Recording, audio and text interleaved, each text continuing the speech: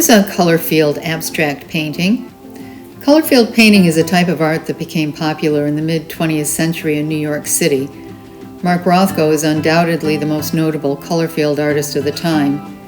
This style of art is one part of a bigger movement called abstract expressionism, which also includes more energetic and wild types of paintings by artists like Jackson Pollock and Willem de Kooning.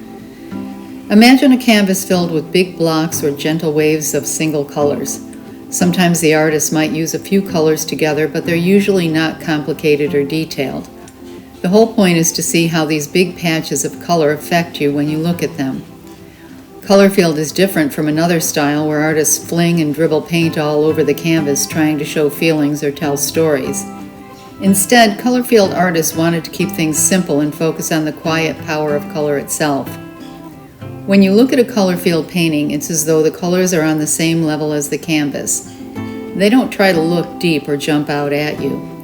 Artists achieve this by adding many thin layers of paint, giving each color a special kind of depth.